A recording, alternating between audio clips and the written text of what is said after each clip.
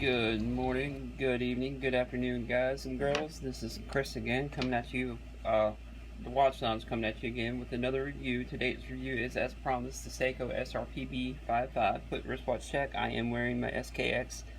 Yesterday was game day for the taggers, so had to support the team, wear the gear, and wear the SKX 011J. Haven't worn that for a little while. Feels good to wear it again with the, of course, purple NATO. But onto the watch itself. This watch was lent in by James over the Great Gambino channel. He's lent in a bunch of pieces to me before. He has a great channel, guys. He's just hit over 6,000 subs. Let's try to get him over to 7,000 if you can. Go over, like, subscribe to his content. He does a lot of different content. If you guys are into VR or Oculus, if you're into virtual reality games, and also watches, and a little bit of everything else in between. He does a good variety of stuff. He does really great editing, guys. Great channel, great content. And I appreciate you lending this one in, James. But again, this is the Seiko Samurai.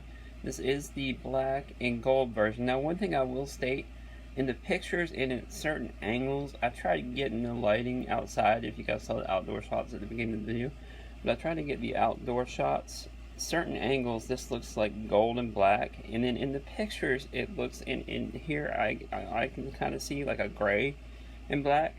So if that kind of confuses you guys, I can understand why, but otherwise, other than that, like I said, I really love this watch. This watch is actually pretty killer. And don't let the size fool you guys. This is a typical Seiko where the dimensions are a little bit bigger, and the specs are a little bit bigger than the actual dimensions themselves on how it wears. As most of you guys know that have been in the hobby for a while, most of the Seikos actually wear smaller than their spec state.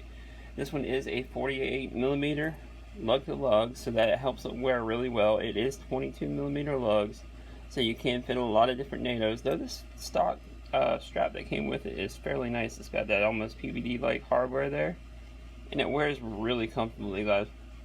And like I said, if you're debating between the bracelet and the strap, I will say that I had a Samurai in with the bracelet, and the bracelet wears a little more chunky than the strap, so you may want to go the strap option to save a couple bucks.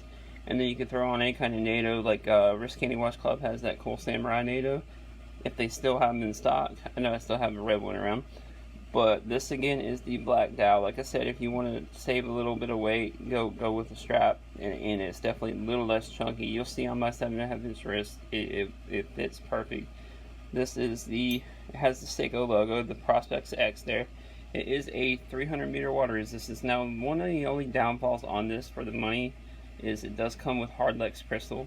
I kind of, at that price range, I would like to have a sapphire crystal, but that's what Seiko seems to do. And it does have the 4R36 movement, guys, so it does have hacking hand one. It has the date function over here at the 3 o'clock. Really clean indices, clean dial. It is almost right under 14mm thick, though it doesn't really wear too big, guys. And then you can see that engraved case back, the Samurai, the Hokusai Wave.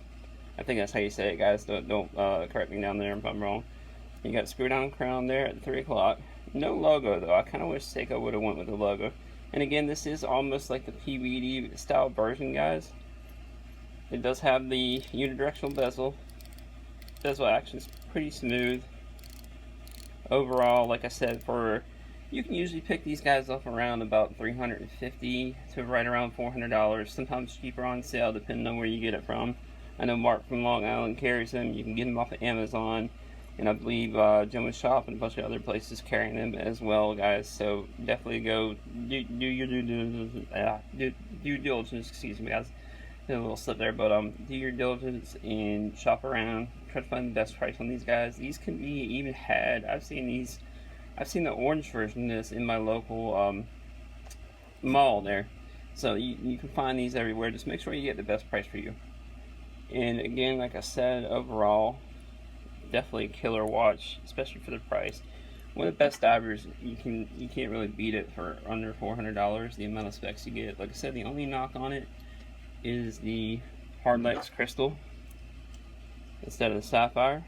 But here it is next to my SKX, just for size comparison, just so you guys can see. It is a little bit bigger, but it really doesn't wear that bad, guys. I'll show you what it looks like. Of course, you saw the wrist shot at the beginning of the video, trying to get some daylight shots out there, guys. The sun's not really cooperating with me lately. We've had a couple storms here and there. Typical kind of fall weather here at Myrtle Beach. But here is what it looks like on my 7.5 inch wrist.